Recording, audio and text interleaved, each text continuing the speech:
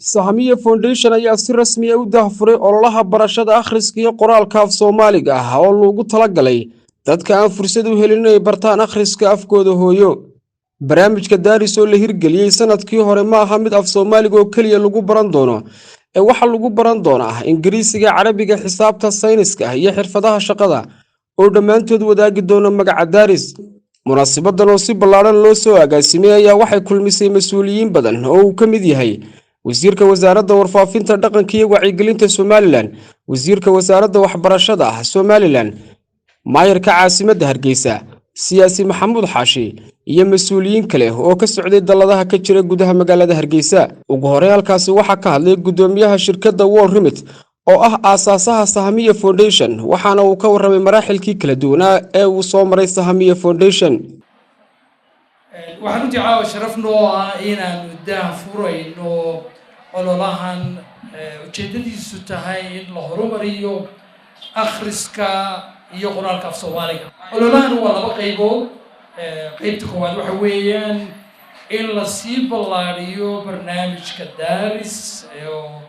qof kasta oo u baahan la gaarsiiyo. qaybta labaadna waxa weeyaan in goobaha imika jira ee lagu barto af Soomaaliga oo intooda badan ee wasaaradda waxbarashadu gacanta ku hayso iyagana la kordhiyo, la sii ballaariyo, waddanka oo dhan la gaarsiiyo. sideen wada ognahay dadkeena wax ka yar 45% unbaa wax akhriyi kara, taasoo runtii aad u hooseysa. haddii markaa dadkeennii intii badnayd aanay xataa akhriyi karayn afkoodii hooyo, horumarka aynu higsanayno ma gaari karayno. marka maanta waxaynu runtii fursad u haysanaa in inagoo isticmaalayna technology cusub in ilaa 90% la gaadhsiin karayo dadka wax akhriyi karaya. qofka maanta barnaamijka la soo degaa 50 saacadood ayuu ku baranayaa, ayuu ku gaarayaa heer uu si fiican wax u akhriyo. halka qofka qalin iyo buug qaata ee class taga ee aan technology isticmaalaynin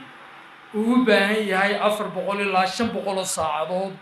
oo soconaya muddo sanad iyo wax ka badan. waxyaalaha runtii fududeynaya keenaya in barnaamijkan si dhaqso ah afkii loogu barto waxaa ka mid oo kale marka qofka la soo dego barnaamijkan uma baahanayo internet ama khad oo casharadu waxay ugu jirayaan 100 cashar baa ugu jiraya telefonkiisa. marka qofka imika meel miyiga jooga ama tuulo jooga wuxuu u baahan yahay oo keliya marka uu soo dejisanayo inuu helo oo tago meel internetka leh. wixii intaa ka dambeeya 5 bilood 6 bilood ayuu iska maqnaanayaayo waxna baranaya. ilaa hadda 80,000 oo qof baa la soo degay intii aan bilownay barnaamijka. 80,000 40,000 oo ka mid ah Hargeysa ku nool yihiin.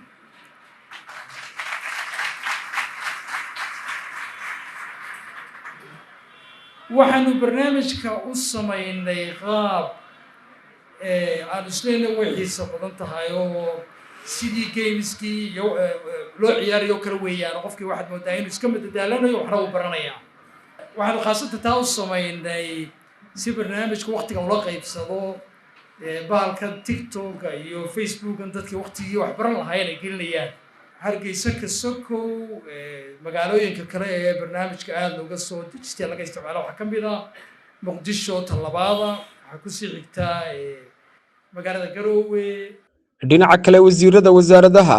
warfaafinta, waxbarashada, dalada Nagaada, siyaasi Maxamuud Xaashi, maayarka caasimadda Hargeysa, garyaqaan Mubaaragar iyo mas'uuliyiin kale oo halkaasi hadallada iska daba qaatay ayaa waxa ay taageero ballaaran u muujiyeen barnaamijka Sahamiya Foundation oo ah barnaamij ay ku tilmaameen inuu yahay mid ay bulshadu baahi weyn u qabtay. barnaamijkan Sahamiya oo ah technology cusub oo isticmaalkiisu wax ka qaban doono 3 caqabadood oo ka jira waxbarashada oo kala ah dadka intooda badan aan afkooda akhriyi karin, tayada waxbarashada oo aan fiicnayn, taas oo ka dhalatay wax akhris la'aan iyo barashada xirfadahooga oo aad u yar. ayaa waxa uu Sahamiya Foundation si rasmi ah u daahfuray ololaha barashada akhriska iyo qoraalka af Soomaaliga oo loogu talagalay dadka aan fursad u helin inay bartaan akhriska afkooda hooyo. aynu oran karnaa ololihii af Soomaaliga ee 1974 oo aan u maleynayo dadka halkan jooga inay wax yar jireen inta kale aanay jirin waa kiyo technology lagu hirgelinayo oo beriga dibadda loo baxay oo baabuur baa la kireeyay dhalinyaradii iskuulada dhiganaysay baa macallimiin laga dhigay intoo iyaga la baray af Soomaaliga sida loo akhriyo dabeetana tuulo kasta iyo tuulaba maahe meel kasta oo reer degan yihiin baa la tagay isagu laakiin Ismaaciil wuxuu ku gaarsiinayaa technology marka aad iyo aad baan ugu mahadnaqayaa waxaan leeyahay jazakallahu khayr wasaaradda waxbarashaduna way ku garab taagan tahay runtii anigu waxaan ahaa barnaamijkan habeenkii la daafuray isla habeenkaas soo dejistay oo doctorku baladeegta dalka wuxuu soo kordhiyay runtii waxaan arkay in yahay barnaamij aad u qiimo badan application runtii si fudud qofku uga faa'iideysan karo bal kaliya ma aha inuu ku barayo akhriska qoraalka hadda qisaskii sheekooyinkii hore ee la qaanay ayuu qofka runtii dib u xasuusinaya marka waa wax runtii si yar oo fudud afkeeni aynu ku baran karno waqti yarna inaga qaadanaya maantana dee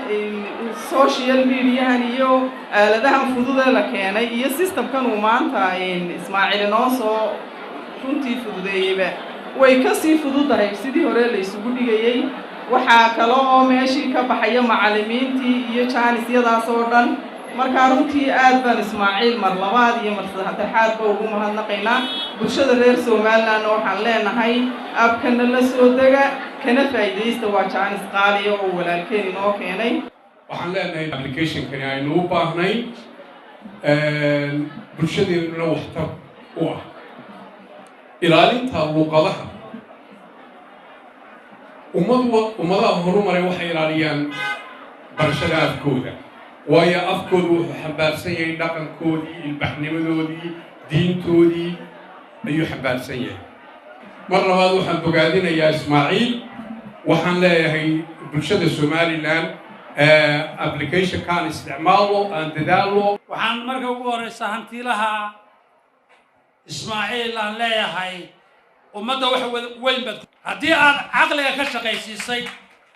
oo aad fahantay in ummaddu maanta maxay u baahantay haddii qalinkii wasaaradda waxbarashadu buuxisay haddii jaamacada la sameeyey haddii meelo badan la buuxiyey xaggee baa ummadda u bannaan inaad tiraahdo oo caqligaa keento oo hantidaada iyo caqligaaga aad qayb ummadda ugu deeqdo waa wixii ummaddu kaa sugaysay dad badanna waxaanu leenahay ku dayda oo ku dara oo ku darso oo ku dayashu mudayn waxaad soo noolanaysaa ummaddan afkeedii waxaad gelinaysaa tacab aad ku kaliyeysanayso waxaan si kugu ogahay adkaysi deeqsinimo waxaana filayaa insha allah barnaamijyadan iyo qaar kaloo badan inaad insha allahu tacaala inaad hirgeliso inteena halkan fadhida waxaynu u baahannahay inaynu inagu iska bilowno carruurteenna u soo dejino inagu la soo degno insha allahu tacaala afka soomaaligana aynu noolayno ololaha maaragtay la bilaabayna aynu qayb ka ahaadno maxamed aadan ismaaciil maxamed jiglan wararka bulsho hargeysa hadal oo hadal oo hadal oo ku hadal bishii oo dhan $7 oo keliya ku darso fariin kasta oo aad dirtaana waa ku bilaash haddaba si aad ugu shubato adeega kaafiye fadlan garaac xidig 8 eber 8 afargees ama xidig 2 eber 2 afargees isticmaal shabakadda ugu ballaaran geeyiga Soomaaliland